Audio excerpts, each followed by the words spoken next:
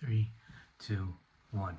Shalom. A common theme that we find among the writings of our rabbis, our sages, in Chazal, in the Gemara, and the Medrash, and from the Rishonim in their works, for instance, the Rambam's Mishnah Torah, and in his Moreh Nevuchim, and the Rush's Orchos HaChaim, is this idea of separating ourselves as much as possible from pride, not having any ga'ava.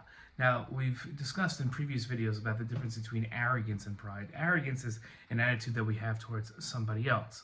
That's obnoxious, where I give off the impression obnoxiously that I am better than anybody else. Ga'ava is something different. That pride in the Torah, that's something else.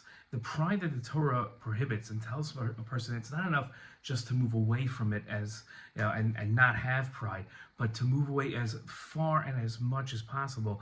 It refers to a pride in terms of one's relationship with God, where one considers themselves significant in relation to God. Each of us is significant. We all have amazing potential and great things we can do, but we're talking about a different form of pride. This is where one considers themselves significant in relation to God. When comparing them to God, they actually consider themselves a significant person and significant creation. In relation to God, we're nothing. That's why Avram calls himself Afar Ve'afar. He calls himself the dust of the earth. Moshe, who understood God better than any human being ever in the history of the world, was called the most humble person because he understood his place, because he constantly compared himself to God. He didn't compare himself to the people around him. That's the idea of moving away as far as possible from pride. Shalom.